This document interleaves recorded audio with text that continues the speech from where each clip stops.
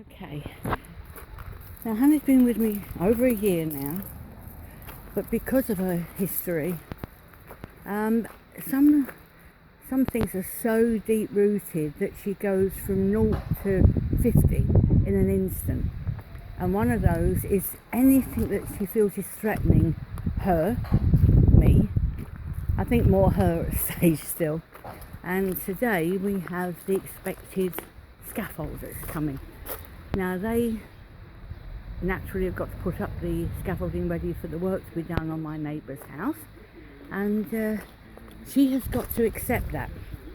So the first thing I did was call her to me and give her a bone, but she came to me, she took the bone, but then she put it down and went, and she was going rather ballistic, jumping at the wall again. So what I found with Honey is that if I attach a trail line, it's just one of the horse's lunge lines, as simple as that, then it seems to act like a support, a block. I don't know what it is, but I found it works. It may not work for you and your dog, but it's worked for us. And sometimes a lot of what we do is trial and error. We think to ourselves, okay, the main thing is to find out if something doesn't work. If something isn't working for you, stop doing it. No matter what anybody says or what anybody advises, just stop it. It's not working for you. But this seems to work for her.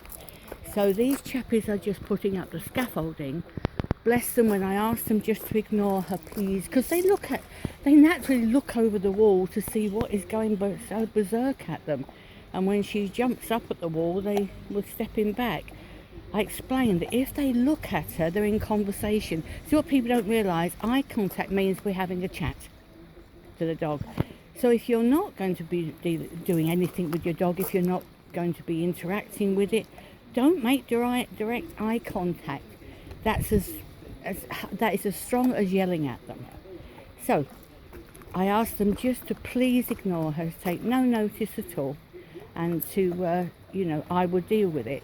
They were very nice, very cooperative, and I'll probably have to go through the same conversation with the the people that are coming to do the coating on the house, which I'm quite prepared to do. And unless you're prepared to do all these things, please don't get a dog, because these dogs need help. So this morning, although it's dull and overcast, I've decided to perhaps work in the garden, stay outside, and ready that if she barks, I'm there. And that she has barked a few times, and I have thanked her. It's as simple as that. I always do. But this time I've had to not only go and look, but bring her away on the long line. I've got a new toy in my garden. I can sit and watch that for hours. I don't, but it's so tempting. So yes, there's always work to do in the garden, and I have changed things a bit and I'm enjoying it. So I set aside this time to help her. If you haven't got the time, or you think, I don't know how long this is going to take, one of my tips, allow an hour, it'll take 15 minutes. Allow 15 minutes, it's going to take an hour. So I have set aside this time for as long as it takes, because fortunately I can work from home and I can enjoy it. So ask people for their help. If they turn around and said, oh, go away, woman, I would have known what I was dealing with and stepped back, not enlisted their help in any other way, but just got on with it myself. So we find something that'll help. But if you are not prepared to go this far when you have a dog as damaged as Honey, there's no two ways about it. Her remembered pain, psychological pain, is very, very deep. And love her heart, I just have to accept that. And if it means going one step more cautious than normal, I'll take that step rather than one less.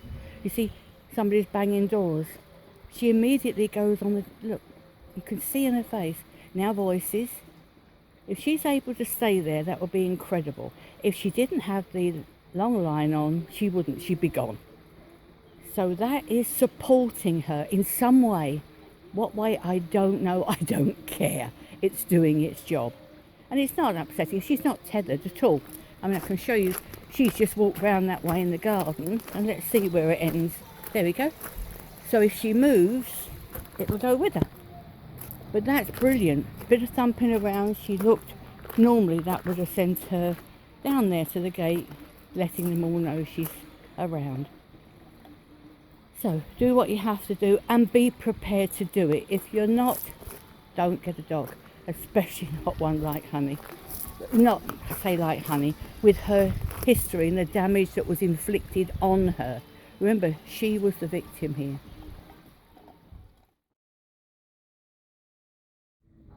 She's actually gone back down there. I don't know. Thank you, Honey. Good girl.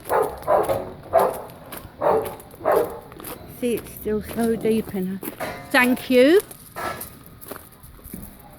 Now, if she barks again, because I've come to look, I can pick up this and I can bring it back.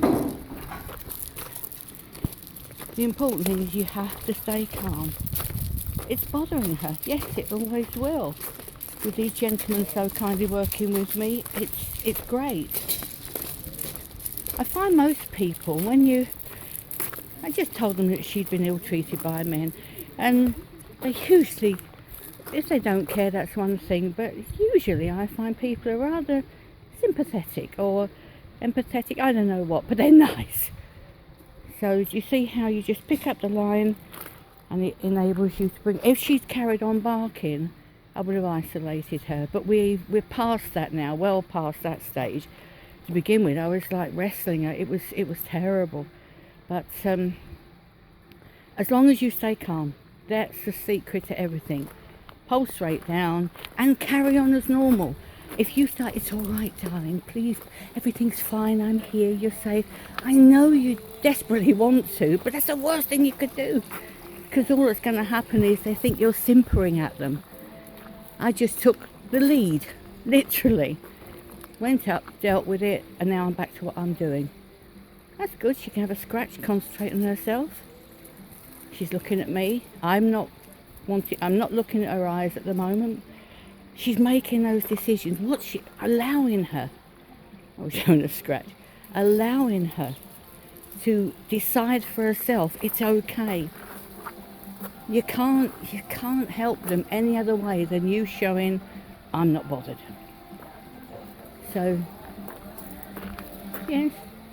Oh, she's going on her porch blanket.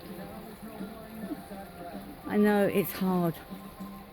I promise you, simpering or being over the top never helps them. Just makes it worse. Oh, and pots on those of you who saw my pot repair. It's not pretty yet. I'm going to get some putty because I've got a big hole still, missing bit. That one turned out perfectly. So, got a bit more work to do. And I enjoy it. My little repair shop.